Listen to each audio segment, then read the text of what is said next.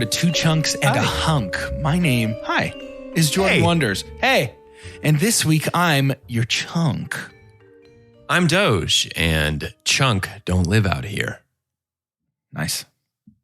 I'm Carter, and wolves don't kill unchunky deer. They kill the weak ones.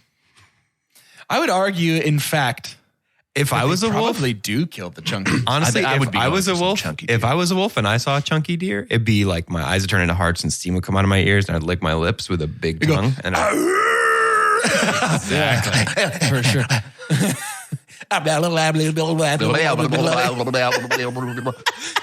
The lazy eye. No, crazy eye. What was it from Five Foot Goes West?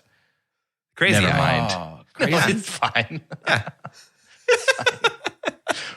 Don't worry about it. Very good.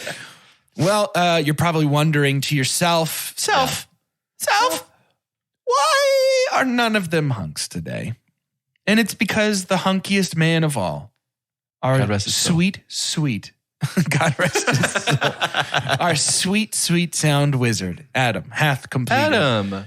yet one more rotation around the sun. Happy 13th, dude.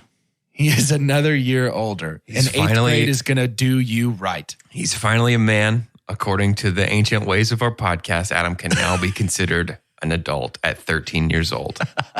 He'll read from the manuscripts of Fast and Furious 1. Uh-huh. He will finally get bloodletting. circumcised. Okay. He'll be baptized in Corona. Finally. Wow. Happy birthday, Adam. We love you, Adam. Happy birthday. Thank you for Love you, Adam. all you do, all your work. You're the best. You're the best. You're the reason we sound so tasty, so crunchy, so crispy. We do sound really good, y'all. We sound good. There's a lot of like really respectable people out there that have like famous podcasts. Mm-hmm. Yeah. Looking They at just you. They don't Dax. sound as good. You know? It's the sound, really. Not to toot our own horn, but a toot. It's the sound, really. Maybe that should be our new slogan. I know we made a big deal about we finding definitely sound. got our It's new the sound, slogan. really. Rewind it back. Little pie got the bead, make your booty go. Two chunks got the pod. Make your booty go. Two chunks got the pod, make your booty go. Go Make quack. your booty go quack. Like a duck. Huh. Interesting. Do you guys see that booty? It made me feel like quack. Maybe. I've never done a Donald, I don't think. Want to give it a back- try? It's like back there somewhere. I used to be able to do it. Hang on. No, that sounded like a fart. Don't give him credit. That sounded like No, a fart. I used to be able to do it. No, What- it sounded good. What would you guys like to hear? So Donald's in the room with us right now. Is there something you'd like to ask Donald? Don, dude, I can't wait to see you soon. Can you do our new slogan for us?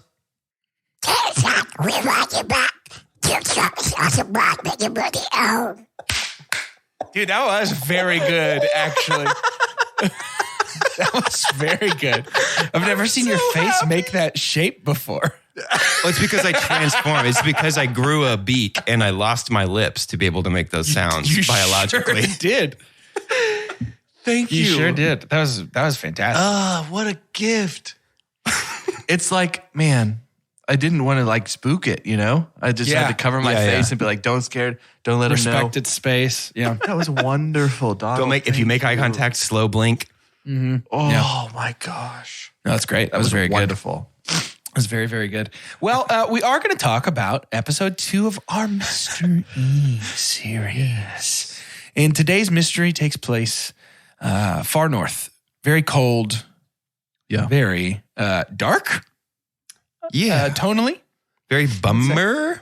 Big bummer, big time bummer. And this movie is, of course, known as Wind River. And look, I just, this is a heads up for the listeners. Today's episode will be presented a little bit differently. We're going to get all of our discussion out of the way of this particular movie in the first half, and then we've got a little B segment for you in the back half that I think should be very interesting. So with that said, I think a good place to start, my first exposure to Taylor Sheridan, who is the writer-director of... Are you about to not even ask me to do a synopsis? Oh, gosh, I forgot. Please synopsify me. Wow, dude. Please. A wild Nick Reganis has appeared. Oh, Yes. First one of the year. East of Boulder Flats, deep into the vast and unforgiving white territory of the Wind River Indian Reservation. The seasoned game tracker, Corey Lambert, discovers the frozen body of the young Native American girl, Natalie. As this is a federal crime, the FBI dispatches the inexperienced but courageous agent Jane Banner to lead the investigation. However, the unprepared outsider will soon team up with Corey to unravel the mystery of Natalie's murder. Before long, Corey will inevitably have to face his own past, while at the same time, both he and Jane are thirsting to see justice done. I would have picked a different verb. Yeah. In the end, will this be a fruitful alliance? Thank you, Nick. Accurate as always. Accurate as always. I appreciate Couldn't you, Nick. be That's more. great. Could be more accurate. That's great. Thank you. So the first Taylor Sheridan thing I ever saw was Sicario. He wrote Sicario. And obviously, great movie. Have we done that for the pod? I don't remember. I don't know if we have. I don't think so. Interesting. Worth thinking about. Yeah. But yeah, Sicario was my first We considered it because it's Sheridan. Denis. Yes. No, Yeah, of course. Yes. My second exposure was he is the sheriff in Sons of Anarchy, and I think he took place in writing a lot of that show as well. And that's a show that Callie and I have watched and enjoyed quite a bit. And so this was the third Taylor Sheridan thing that I ever saw, and he wrote and directed this one. And I don't know, this movie kind of holds a special place in my heart. I was talking to Callie when we watched this the other night, and I was talking to her about, as I get older, one of the coolest and saddest things about getting older for me is that my taste is changing. And so there are things that I used to love, music, TV shows, movies, games, whatever. There are things I used to love that I don't love as much anymore. Because whether it's because the thing I used to like about them is no longer true for me, I don't feel as angsty as I felt when I was 17. So the music I listened to at the time doesn't connect in the same way. Yeah. Mm-hmm. Or because, in the case of something like... because of Boba Fett. Because of Boba Fett. Or in the case, when I was 17, I thought Family Guy was funny. I don't think it's funny anymore. My taste has changed. But then the cool thing is I get to A, discover new things, but B, find out that I now appreciate something I used to like for a completely different reason than I used to like it for. Tell me about this. Wind River was that for me. So I watched it when it first came out. So this movie's been out for 6 years already. Was that your only time to watch it? No, I've seen it a couple times since then. This is my second time. Fourth Second time. for me too, yeah. I also saw it right when it came out and haven't revisited it until this week. My first watch, what I really liked about this movie was how dark and intense it was. And that was enough for me to get stoked about something at the time. And that can still be fun and interesting and kind of a somber way to watch a movie, which I don't mind. But what I really appreciated about it when I watched it this time is my super pump. Wow, dude. And that is the unique view and handling of grief is really special. And I think speaks a Very lot honest. to Taylor Sheridan's strengths as a writer. There's something almost Wes Anderson-y about the conversation surrounding grief in this movie because there is no subtext. It's all text. And when Corey and Martin, when Corey and Martin are having their first conversation, he talks about good news, bad news. Bad news is she's gone. Doesn't get any easier. Never gets easier. It will stay this hard forever. But the good news is you get to revisit her, you get to think about her, and you get to curate your memories so that you remember her how you want to. But Martin, you just sit there and you just take it because that's all you can do right now is just take it. And you're going to keep taking it. And that conversation and the conversation at the end of just, I got to go pick up my son. I'm never going to get over this. I'm just going to sit here for a little bit. Will you sit with me? Yeah, that specifically is my super pump. That scene. It's just beautiful. Mine too. I just need to sit here and miss her for a little bit. Yeah. Ugh. I don't know. I think it's a unique and it's honest also, view. Yeah. Anytime you can get what feels like that espresso drip of what the creators of the movie, like all the themes that they were hoping, because there is also too to where Martin is wearing, I think he called it like his death face or something. Yeah. His death face. And very honestly is like, I just took a shot because no one can teach me this anymore. Yeah, dude. Right? So deep down in the roots of his grief, right, is something that's being alluded to the entire time in this movie. Oh, by the way, recency bias, my daughter has been raped and murdered, basically. Yeah. So yeah, the fact that those two sit down together, and there is something very significant to me about grown men having this conversation. Yeah, I think I agree. it is, it's great to like see that be the crux of like one of the main relationships in this movie. Completely Because Corey agree. is also just this sage, just wise, but just so weathered. Big time. But yeah, I love that scene that he has with Martin. Where you just sit, agree. like that's so simply all he's asking for. He's expressed his feelings, and he's expressed a need, and then he's asked for help. And then his really good friend is like, yeah, dude, absolutely. In the kindest way, I'm not going anywhere. Yeah. Yep. No, I think that, and then, oh, sorry, Doge. I want you to be able to talk about it as well. I was about to move on from that point. No, I'm just, for all the same reasons Carter said, I think that scene is my super pump. It was honestly a toss-up between that scene itself being my super pump and Gil Birmingham, who plays Martin, being my super pump.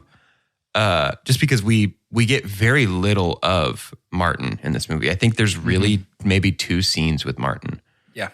But like, I don't know, 3 man. technically, because Jane goes to the house without, no, that's when Corey shows up. You're right. Yeah. I don't know, man. It's just something is so... Yeah, I don't know. I really can't put my finger on what it is about Gil Birmingham's performance that is just like next level in this to me. I don't know. I don't know if that's something I'm bringing to it. Maybe that's what it is. Maybe it's feels more personal. Yeah, Renner is good for the setting because he's played that forever.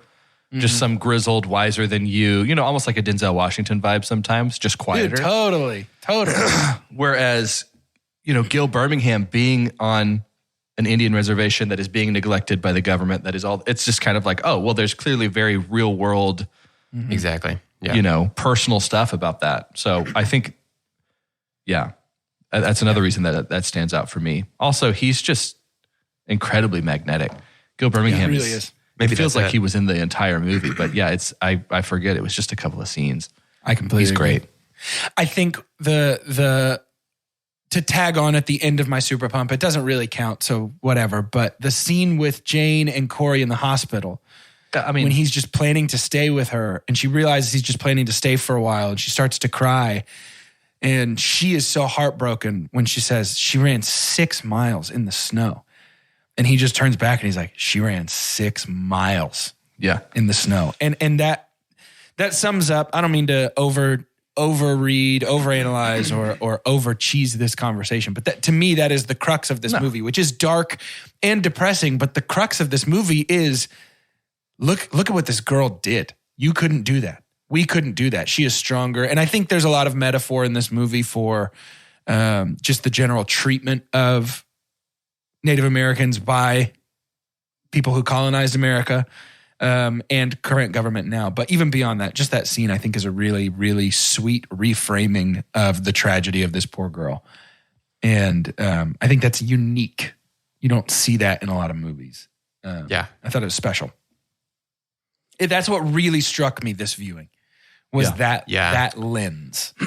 Yeah. Taylor Sheridan, I didn't realize that it was kind of a 3-beat for him. And it was Wind River, but it was Sicario, Hell or High Water, and then Wind River. And then, we're kind of all a part of a theme for him. And I totally get it. It makes complete sense that he was a writer and creator. For Hell or High Water is also awesome, by the way. It's also wonderful. It's also very, very good. And so, he's got, it feels like Sheridan, from what I've seen of his, it's not nearly as much as what I've seen of the Coen brothers, but it does feel like he's got quite a grip on culture of his settings, like a sensitivity to the environment and just getting the right people in there. Especially, it's also like, it's not as easy as it might sound to have a fish out of water scenario, which is Elizabeth Olsen's character with Jane. But but she's also perfect for it. I mean, that's something special about a movie that's just like, I can't really imagine anybody else. I mean, I guess I could, but it wouldn't be the same. I got the same kind of like fish out of water vulnerability from Elizabeth Olsen in this watch that I got out of like Frances McDormand in Fargo or like Clarice in Silence of the Lambs, where it's just like, I think we're supposed to feel the kind of the vulnerableness and the like, oh, there's like, you're out here sort of on your own until you fully team up with Corey.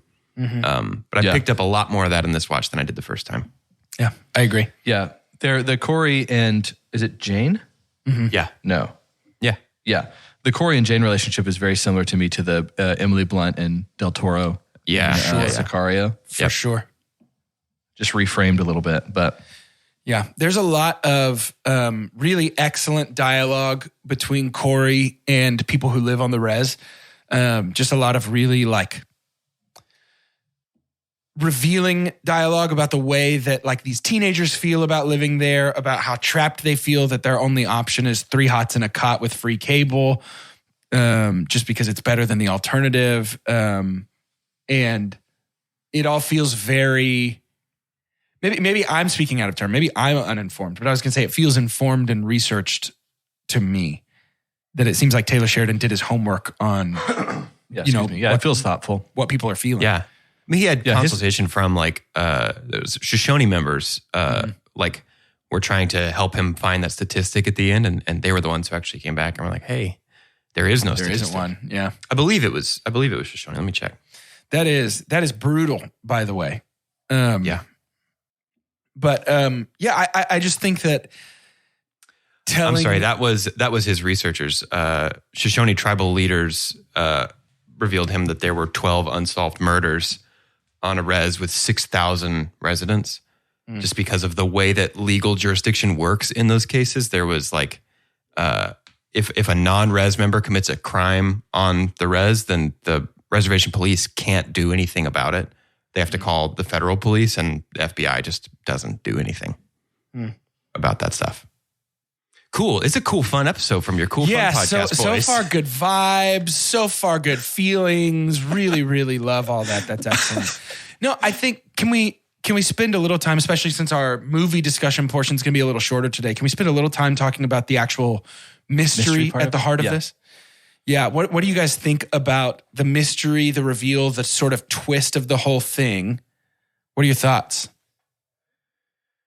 I liked what would I just say? It's like there's this almost this parallel. I love the fact that Corey is a hunter. Yeah.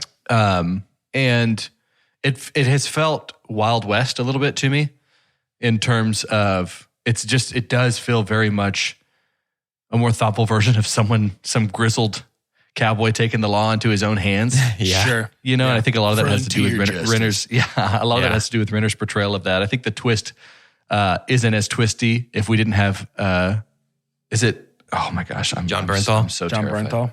John Bernthal. John Bernthal? Mm-hmm. Yeah. Wow. Bernthal sounds like the kind of cigarette he would smoke. I thought it sounded like an ointment. Some Bernthal. Just rub a little Bernthal on it. John, having him play the role of the boyfriend who's actually good. Mm-hmm. Yeah. Is the twisty thing. Because that's the twist to me, yeah.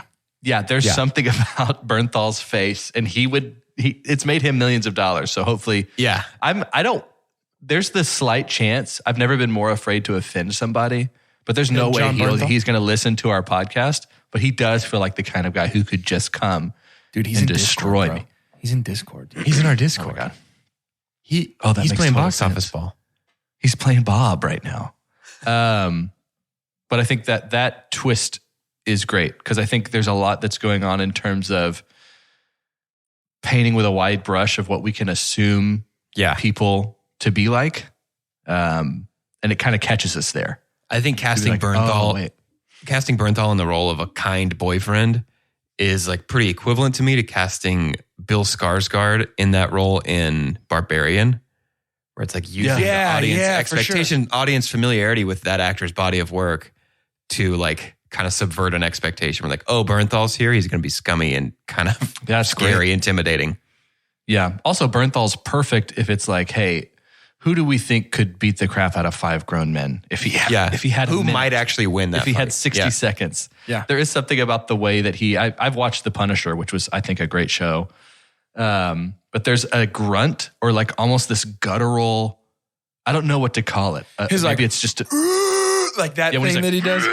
like, yeah, that thing that is just like, oh my Sounds like goodness. a Call of Duty zombie. Yeah, that he's going after him. It's the same way he does when he tells her to go and he's on the floor and he's like, go. Yeah. Just shoots it out. Yeah. Go. Yeah, but in terms of that, like with the twist, and then also just seeing how incapable, or I don't know, just seeing how certain hands were tied to be able to solve the mystery. It's like, Yeah. a lot of the times I don't think our barriers to solving the mystery are the fact that, well, we're not allowed to, Yeah. you know? Mhm. And so that, I thought that was very interesting and unique too. Yeah. No, I agree. And I think, you know what's funny? In a movie where I think pretty much every performance is pretty stellar. Yeah. I don't have a ton to say about her other than I just think Elizabeth Olsen is pretty fantastic in everything. And I She's think never been bad. She's really excellent in this movie, and I really adore her character. But in a movie with such strong performances, I actually think that the mystery is one of the weaker elements of this film. It's not all that. I didn't feel all that engaged with the whodunit portion of the story. I don't know that I would classify, like outside of it's the middle of Mystery, it's the second week of Mystery Returns. I don't know that I would ever be like, yeah, my favorite mystery movie is Wind River. Right. I don't feel like I would say this is a mystery movie. Yeah. Yeah. Yeah. I think I agree. It's even called, it's got 5 genres on IMDb. Crime, Mystery is drama. Yeah. Crime, drama, mystery, thriller, Western. Mhm. I was watching it on Freevee, which had You ads watched it and with stuff. I ads? was able to watch this for free. Oh. Yeah, dude. I think I made of money. Oh. Don't tell Chris. I was Nolan. watching it on Freevee, and they gave a little genre too, and one of them was bleak. Yeah, that tracks. I'd say. That tracks. That tracks. Just like so bummed out, like pretty much from the moment that Jeremy Renner gets to, that Corey gets to Martin's house. And Martin goes outside so he's not crying in front of Jane and Ben.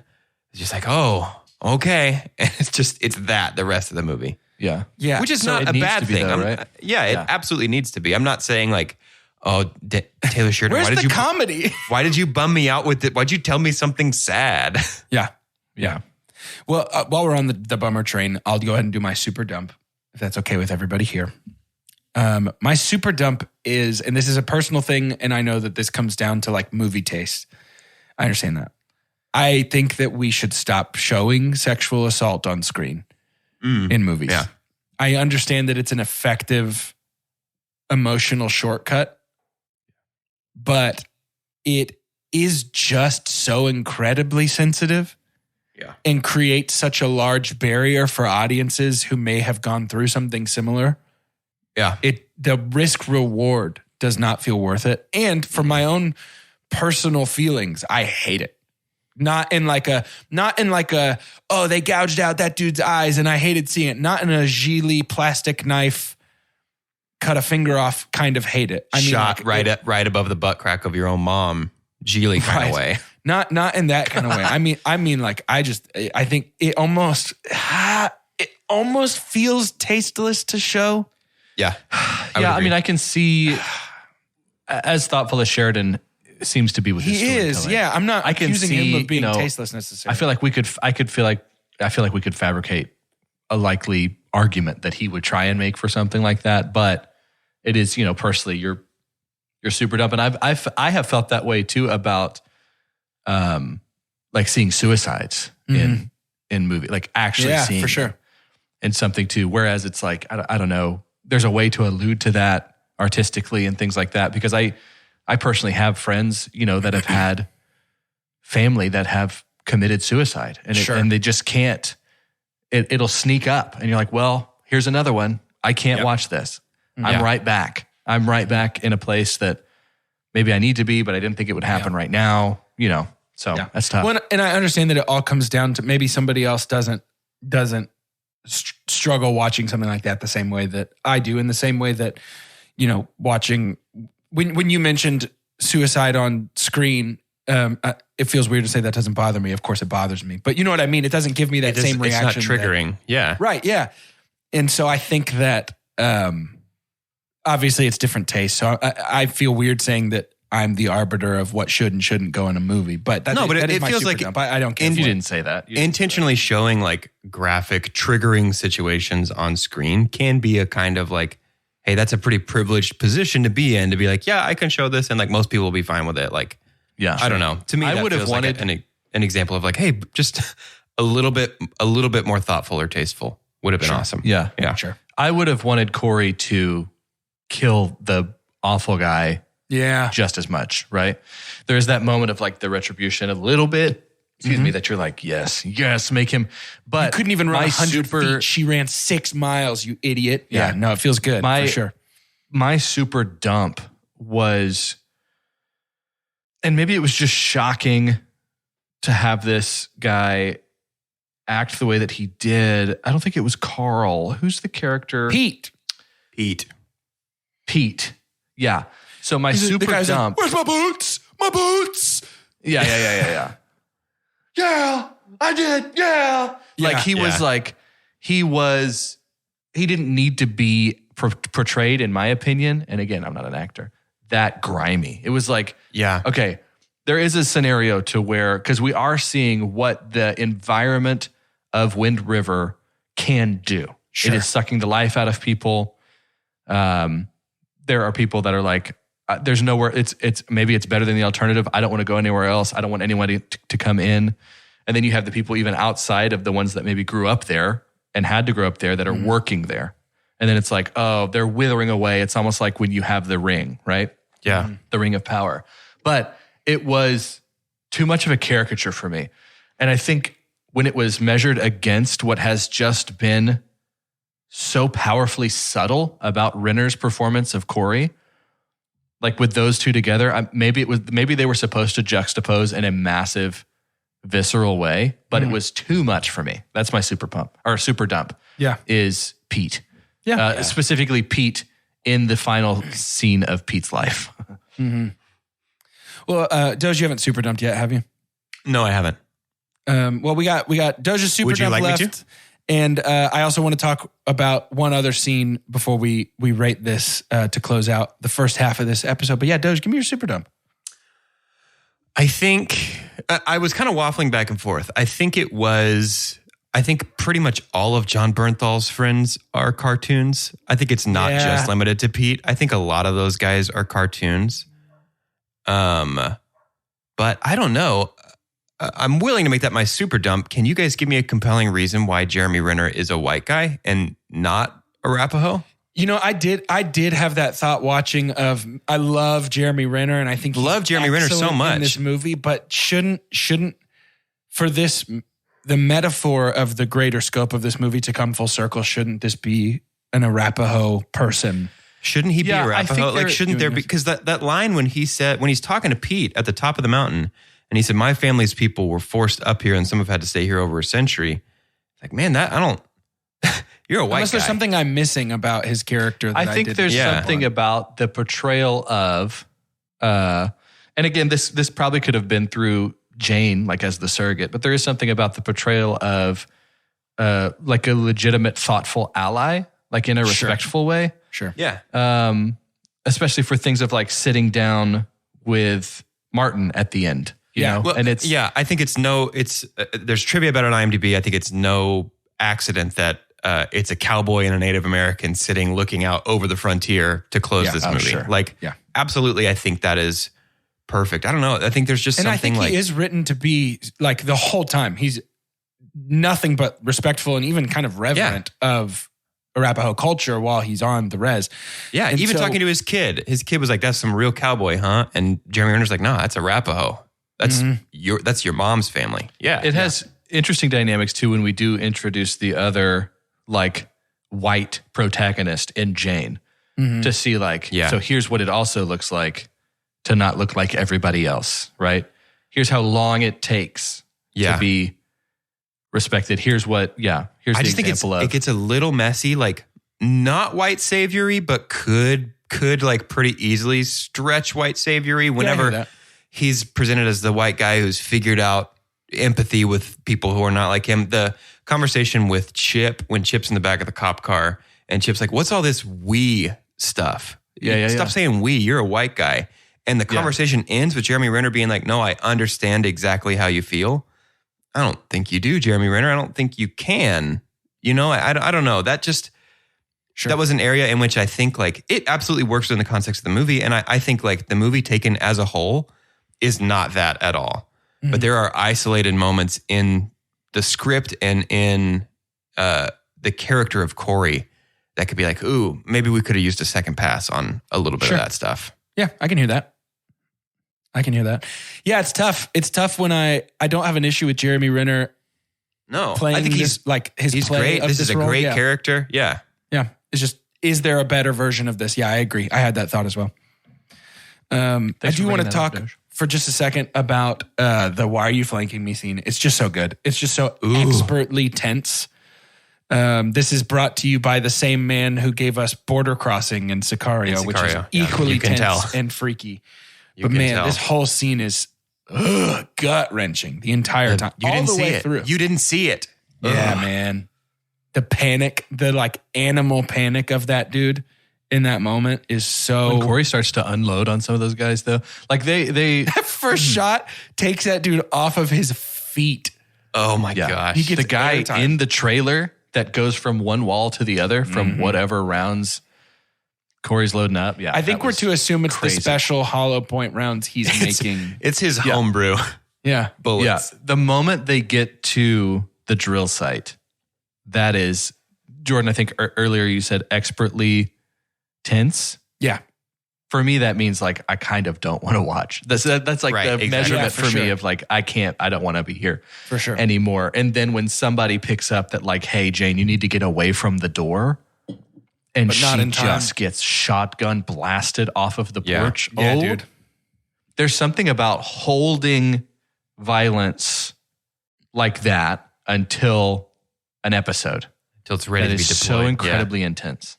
Yeah, I agree. So incredibly intense. Completely agree. Well done, especially on that front, Taylor Sheridan. Do more stuff. That's fun. Let's rate it real quick, if we may. Let's rate the movie The Wind River. The Wind River. We're gonna do the scientific cinema scale. We're just doing it early. You know, keep it fresh, keep it light, keep you on your toes. Dang. Never know when it's coming. What are they gonna zig? Zag.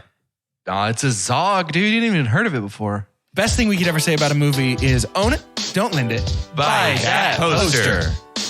The next best thing is buy it. It's followed by rent it and then stream it. After that is forget it. And last but certainly least, the worst thing we could ever say about a movie. God hath forsaken us. I'll go. Okay. This is a buy it for me. I think it is absolutely wonderful. I do own it, and I did forget that until I went to watch it for this. It's a buy it for me, but I also think it's one of those. I watched this in 2018, I think. So 5 years ago. I'm probably good for another 5 years, I think. Yeah, sure. It's a whole lot. A little grim, yeah. It's a whole lot. Yeah. But it's so good. Mm-hmm. Yeah, I buy it too. It's just really great. I think it's a unique setting and just really good acting. And if I can get those two, most movies are going to be a buy it for me. I think I'm going to stick to my guns on this. I'm renting Wind River. It's excellent. It's really, really well made, and I genuinely like the movie so much. But I think this serves to me more as a showcase of what Taylor Sheridan is capable of rather than an actual, or maybe it is a promise of what he's capable of rather than a showcase of what he's capable of. Let me put it that way. Maybe Yellowstone's great because it's him. Dude, it could be. It's got good ratings. It just doesn't tickle my fancy. Where would you rank this in terms of his like American Frontier trilogy? Second. First is Sicario for you? Mm-hmm. Yeah. Sicario is just great. It's Denis. It's Taylor Sheridan's script, which is the thing he's best at, and Denis' direction. So it's of those three, this is the only one he didn't write on spec, which basically those others were like, hey, can you write a script?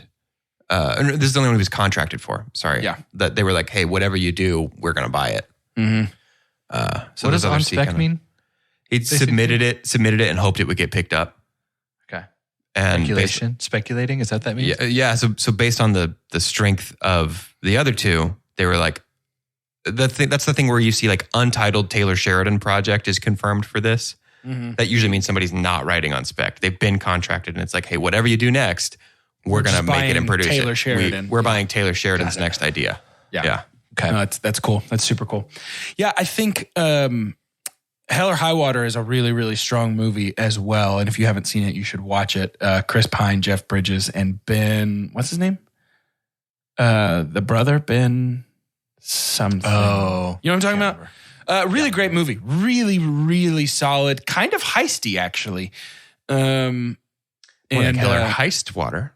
Nice. Yeah, you won't be disappointed. And the other thing you won't be disappointed in is shout outs.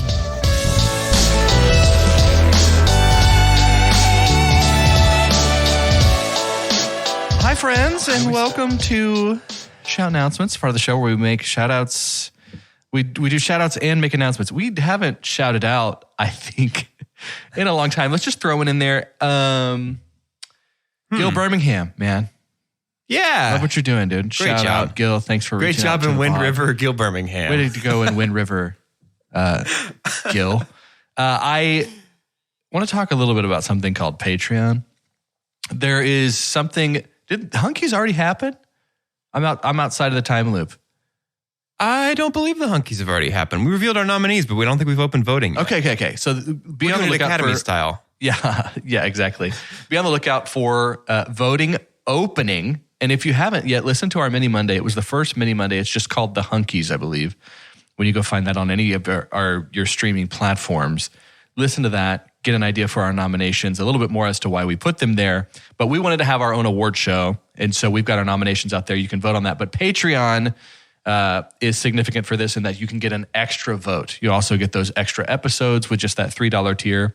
And the $5 tier, it just lets you in like fully to the Discord. You can converse with us on the daily. We have a lot of fun channels in there. We've got one called Fives that we just pick kind of like top 5 of blank. I'll usually throw something out there. Probably my favorite. We also have, that's your number one way to get into, only way to get into Box Office Ball, which we are just now beginning our 4th season, in which I have just good feelings, Doge, that this is going to be not yours. It's going to be a better season for you. I think I would just have to not come in last. It's so funny because it's not without ultimately. Yes, it's not without effort. You definitely are one of the more on top of that makes it worse. People. And Jordan just kind of does this like Harvey Dent flip a coin kind of thing every week, and he does well. I don't know. Yeah. But Box Office Ball is there. So that's a great way to support us financially, but there's a lot of other ways that you can support the pod. Don't forget to tell people about 2 Chunks and a Hunk. And rate and review on Spotify and on iTunes. Both of those algorithms are much more valuable to us than the IMDb algorithm. It's hard to support something you haven't listened to. So we would love it if next week you listened to our episode. We'll be talking about The Game. And I did just want to come on here and give everybody this announcement is that if you are of a certain age around mine and Carter's and Jordan's age, then I want to inform you that you have now lost the game. I'm not sure how long of a streak you were going on, but you have now lost the game. So we'll be reviewing the game next week, talking about the game. And also it's time to start your next round of the game because you did lose it. And we're back into the pod. I have enjoyed, I think there's many, when we do series based off of a genre, I think there's always great conversations around how unique those can be. I think there was a lot of it in Chunktober. I almost feel like those are almost more interesting than the movie discussions themselves. Yeah. It's just talking about like what makes a horror movie, what makes a good rom-com, like all that kind of stuff. Yeah, that's what we wanted to do with this second half of the podcast and say, for us personally, like what makes a good mystery movie. And I think for me, even in some of the movies where it's a touch mystery adjacent, which my favorite movie of all time, Silence of the Lambs, there's some mystery there. But I think there needs to be something, we need to know the sleuth, something personal about them. I think the person who is, and we get duos all the time, we're talking about Taylor Sheridan movies and it's always two people, at least that are trying to solve the same murder. But I think for the sleuth to have some kind of, not even a connection to the murder itself, but know something personally about them. Benoit Blanc has been interesting in Glass Onion because we don't know a ton about him. And I think that's also he seems really like fun. An exception to that. Yeah, it's a little bit, maybe even know less about him than we would like Poirot in that, Hercule Poirot was like a veteran. Like he has a limp and has the cane because he got injured in war. Right. But we don't know a lot about Benoit. But I don't know. I feel like Daniel Craig has given us enough quirk that I do feel like I know something. So that's kind of how it works. Yeah. How do you feel about, like, what does your sleuth have to have? What does your solver need for you to be engaged? I feel like they've got to be smarter than everybody else in the room. Yeah. Like I don't know, because that's tricky because like there are mystery elements, like we talked a little bit in the first half, like Wind River, I don't know that I would say this is a mystery movie. And I don't know that I would say like Silence of the Lambs, like you talked about, is a mystery movie, but I would say that something like Gone Girl that we did in Mr. E1 is a mystery movie. Yeah. But there's not really a sleuth trying to solve it in Gone Girl. So I don't know. I'm still trying to decide if the presence of a sleuth is necessary for a mystery movie in general or just for the subset of mystery movies that is like whodunit, crime being solved, Agatha Christie style. You know what I mean? It's such a scatter plot. And I think that's part of the point, I guess, of mystery. It's kind of alluding to that it should be a little bit all over the place. And so when the filmmakers are using that same scatter plot, that's pretty fun. We talked about, we've done some genre series. We did horror, but really our most recent was Action Christmas. So there's not going to be a lot of references back to that.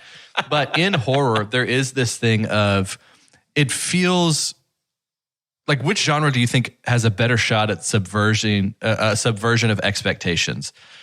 Because our big genres, I think with drama is one that can kind of be anything. It's kind of like saying pop. Yeah. Like, this it's song everything is pop. else. Yeah. And then maybe there's like, but pop alternative is like, okay, nobody really. This is R&B pop. Yeah. Whereas horror and mystery feel like defined to an extent. Like I need, like if there's a 3-beat to like, okay, someone will solve something in a mystery. Someone will die in a horror. I'm going to be scared here. What do we think is like, I don't know. I think I'm realizing they're a little bit more alike than I had assumed. I think you go into both of them with the same expectation. Like, at least for me, like if I sit down to watch a horror movie and I end up loving it, and I sit down to watch a mystery and I end up loving it, if I track my expectations across it, I sit down, I push play, and I don't have any idea really what's going to happen. And I'm like allowing myself to be swept along and confused and have a lot of faith that like, hey, this is all going to come together in the end. And it's either going to be really satisfying or really scary. Like I think we talked a lot about monster reveals this year in Chunktober. Like, and like the monster reveal in The Descent is awesome. The monster reveal in Barbarian is awesome. And those to me are the same thing as the scene where we might actually see the crime happen, or like we get a really shocking development in the case, or even the parlor room scene where the detective says like, and it's simple, the pieces are all there, and this is how it happened. You know what I mean? Like that kind of thing. That like reveal, that prestige moment of like, oh, yeah. I think it lives or dies on whether that moment actually works and makes sense. That's fun. Yeah, it feels like there's some elements of horror that can be the inverse, whereas in horror, you're kind of already trying to solve like who's going to be the last one left. Yeah. Where in mystery, it's like who's gone and like how did it happen? Right. The one person that's out, and I guess bodies continue to drop in those too. But I think a big element for me for a mystery is, I think as the viewer, whether you say it out loud or not, like you're trying to solve it. Like you Right. also are doing this thing. It's not like you're playing Wheel of Fortune, and trying to solve that puzzle. But it can be, well, maybe for some, but it can be like you want to, especially when you get a Benoit Blanc, right? Like you want to be able to do it first, right? Exactly. When if it's a movie version of like Clue. Yeah, exactly. So does it matter to you whether or not a mystery movie is solvable? Like as the viewer? I think I don't. I don't. Go ahead. I think I don't care if I solve it first. Yeah. But if they like tell me this is a solution and it's not, if it's like, okay, well, no, like if watching Back Through Glass Onion, if it's like all the things that Benoit Blanc says actually happen, like if the drink switch didn't actually happen, yeah, I would feel like, oh, that's not playing fair. Like, of course I'm surprised by this because it was different when I watched it. Yeah. Yeah. I think for me, it doesn't really matter. I think I'm going to be trying to solve it regardless. I don't know. If it's too easy to solve, then that might be tough for me. But I can't think of too many mystery movies that I've watched that it was like, well, duh. I knew this all along. Gone Girl was a mystery in the subversion that, well, she's not dead. I think we kind of knew that. She took herself. Yeah. I think especially to, Rosamund Pike was nominated for all the awards. And so for us to have like 10 minutes of her and then she's gone, in your mind, you're like, okay, when real world events can kind of help you solve some part of it, you're like, okay, she's not. Okay. She's definitely still around. But yeah. I think for me, the thing with writing a mystery, and I maybe I've just talked to you guys about this before, is I think when you're writing a mystery, you have to write two stories, basically. Mm-hmm. Like you have to, or it's like making a palindrome. Or an ambigram, which is drawing, like if I wrote my name out on a piece of paper, if it's an ambigram, I flip it upside down and it looks the exact same. One of the most famous ambigrams in the world is the logo design for The Princess Bride. If you look at that poster or that DVD cover and you flip it upside down, it still says The Princess Bride. It has perfect lateral symmetry in that way. Oh, cool. But I think writing a mystery is probably a lot like making an ambigram, because you have to write a story of like, if you watched this in order, like if you watched this happen, it has to be compelling. Where if you're just straight up following this crime, it has to be compelling and interesting and all work together. Yeah. And then you cut up the crime and put all the pieces all over the place. And then you have to write a story of somebody finding the pieces to that story and make that story about your story that you wrote also compelling. It's like nested within itself. Yeah. To me. And I think that's something that Knives Out and Glass Onion do really well. I think that's when we talk about Wind River, where we say the mystery part's not that engaging. I think the first story is the story that's been cut up and hidden throughout the movie is maybe weaker than the story of people discovering that story. Right. And so I think, I don't know, maybe I'm just not putting this together, that's what makes something truly a mystery movie for me. If both of those stories, if the story of the crime and the story of the solving of the crime are equally strong. Yeah. It is such a balancing act. Yeah. Yeah, it is. We talked about how comedy and horror have some strange similarities to where it's like, it's inherently subjective for a lot of it. But it's like, it has to be, there is a perfect balance of, because there can be too much of something too, like in a mystery script of the things that we already know can be pieces of that, like a red herring, like to get you off the trail. Like if you do that way too much, I think it falls right back into you saying that something is unfair. Because it's like, unless they make you laugh, I guess that's Ryan Johnson's special ingredient. Right. Is to be able to be like, okay, that was pretty funny. I had no way to solve. There was no way I was going to solve Glass Onion in my mind on the whodunits and, it's like, it's a twin. She's not actually dead. All these things. Yeah. The main antagonist is just stupid. It's like, okay, now we can laugh about the wild ride that you took us on. What I think, so maybe that's interesting then. What makes something a mystery movie versus just like a Silence of the Lambs or a Wind River, where it's like there is something to be solved, but it doesn't feel, at least to me, those things don't feel like a mystery movie. Because honestly, like almost every movie, there's some kind of question to solve. Like there is some mystery element in probably 80% of movies. Yeah, I think there is something that's pretty, I think a no doubter, a 1-to-1 is if you do have the quote unquote parlor room scene, like bringing together more than one suspect and having an audible reveal of what happened. Because we also did Zodiac during this, and that doesn't really have a parlor scene either. It's just like we've picked up on something. When we think of Silence of the Lambs, we had the moment where John Bernthal's character is the one actually opening up the trailer when Jane is standing right outside of the trailer. And so that's our going back in time scenario. To see the actual crime. Yeah. Made me think of when James Gumb opens the door and it's Clarice. And we're like, oh, shoot. She's at the right place by herself. Yeah. So bit of a rabbit trail there. But I think, I don't know. I feel like some of my favorite mysteries are the ones that aren't just blatant. I don't think it's like the first thing that shows up on the genre. I think there has to be thriller. Can you have mystery without it being thriller? Is that what Glass Onion and Knives Out are? Are they not thrillers? I don't know. I would say probably not, because there's not really like running or exploding. Yeah. Maybe that's the genre element, though. Quiet and calm. The thriller is kind of like the Venn diagram connecting circle for us between horror and mystery. I don't know. Huh. Maybe the greatest mystery is what is a mystery. Maybe the greatest mystery is the friends that we made along the way. That's a good point. That's a good point. That's a good point. Speaking of life friends, is not a journey. Life is not a destination. It's a mystery. That's what I always say. It's a mystery. I could not think of another saying besides the golden rule. So it was like, do unto others as you would have them do unto mystery. That's a good point. That's really good. I hadn't considered that. That's and in terms of the friends that we made along the way, Jordan, why don't you? I think our time's running out. We might as well sign off for this most recent episode of Mystery. Go ahead, whenever you're ready. J1, is he here?